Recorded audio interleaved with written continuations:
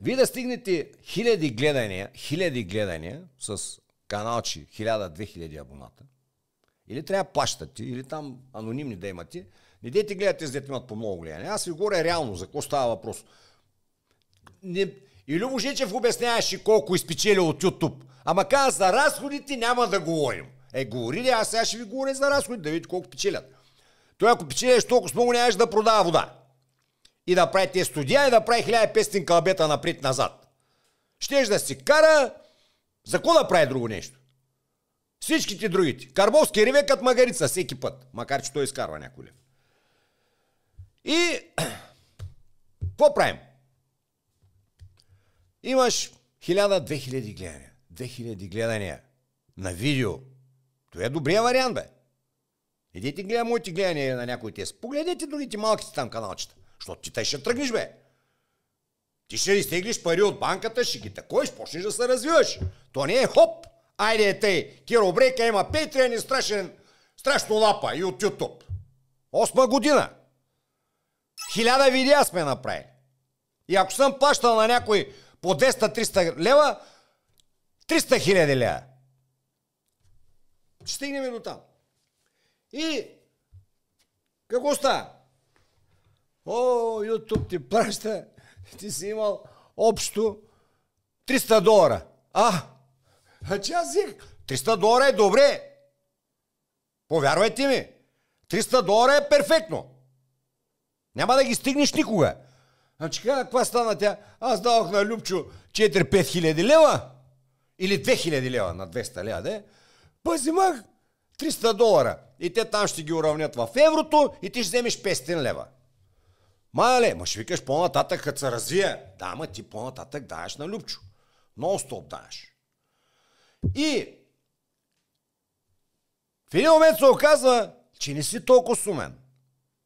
В един момент се оказва, че трябва да връщаш на банката парите. В един момент се оказва, че си еръм чакал. И те с неща, с това дете ви показват фанелките, с промокодовите, че страшно много печелят. Вие до тогава ще са набутали към десетки, стотици хиляди левови, че да стигнете до тези промокодови, те я ви дадат, тя не. И да мислите, че ви дават милиони. Някой левец там да заместите. Ще ви познават, пък ще възпират да се снимате. Ка станете известни, казвам. Като имате по толкова гледания като мене. Да кажем, стигнете моето ниво. Или, примерно, светвате се, че тъй не ви за сметката. Какво правите? Намирате едно момче като Веско. Предлагам ви да видите дали мога да намерите. Дед каза Любо Жечев вчера, любимата ти тема с кадрите. Няма кадри.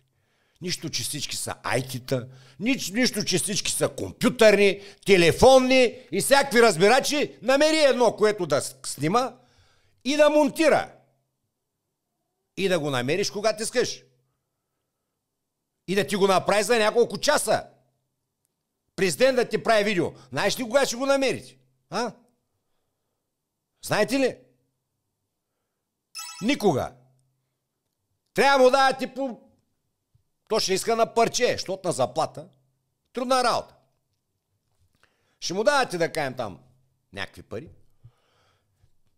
Тъй, тези пари има едно нещо, каза са данъци. Ти трябва да плащаш и данъци на тези пари. На първия долар вземат от YouTube или от каквато да е платформа, ти трябва да отидеш да се регистрираш по ДДС. Любо да знаеш. Защото каза майчи трябва. Не майчи трябва. Защото мен ме глобиха 500 лева за това нещо. Как да иде? И ко става сега? Викаш, вземам Веско, търся като Веско. Да кажем намериш. За да работи бързо, колко строиш компютъра, Веско? 4 или 5? 5000 лева. Компютърчето. Петле. Телефона? 2500. Телефончето. 7500. Тук и тези с камерки и тези с пулчета, дед ги гледате, много са ефтини. Да знаете, по към 10 и ви трябва от старта едно 20-тачи. 20 000 лева, не 20 лева. 20 000 лева. Но най-важното, трябва ви и човек.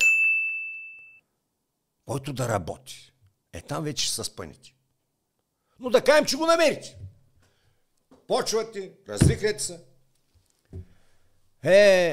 Искате ли да ви кажа колко ми е рекорда на милиони гледания, преди да му, то не е сега, то беше преди да му ударят YouTube, да ми спират монетизации, да ми правят страйкове, да му удрят, понеже темите ми, защото темата не е подходяща. Ако примерно си навирам нещо отзад, ще е сигурно $5 или $10 на 1000 гледания, примерно на мен ми дават $2 или нещо е такова, защото не съм подходящ, не ставам, нали, за неолиберал. Знаете ли колко ми е рекорда на месец? Рекорда говоря. С милиони гледания. 1500 евро. Рекорда ми е толкова. Иначе, когато не ме бяха ударили, когато върши долу-горе работа, 800, 900 до 1000 евро. Тавана, иначе 400, 300, 200. Но ти когато вземеш това нещо, да го правиш, както ние го правим, теб ти трябва офисче. Офисчето има наем. Поне 4-500, поне ще ти вземат. Ти трябва да плащаш данъци. Които плащаме. Той Карбовски скоро откри, че трябва да се плащат, ама ще го разбере. Сега него са го захапали. Аз си минах по реда, Цанов мина по реда, още го завършват сега данъчните. Карбовски следва и те следващите, и те следва, защото всичко е минало през банка. Не може да се скриш, бе, патенци. Няма скривани, печалбарио. Страшните печалбари. Да ме слушат ко прикавам, ко ги чака. И ток, наем, строителка, данък. Данък на тези пари, примерно, сметни 2-30% с всичките му салтанати, като ги сметнеш. И колко ще спечелиш ти? Колко години ти трябват? Горивото, да. Той не го броим горивото, бе. Колата, мулата, Карбовски шофьора, защото аз трябва да си плащам и на мене. Той е голям, той е страшен президент, той трябва шофьор да има, пък аз си карам. Заплата е за моя сметка, нали? Аз си се возя.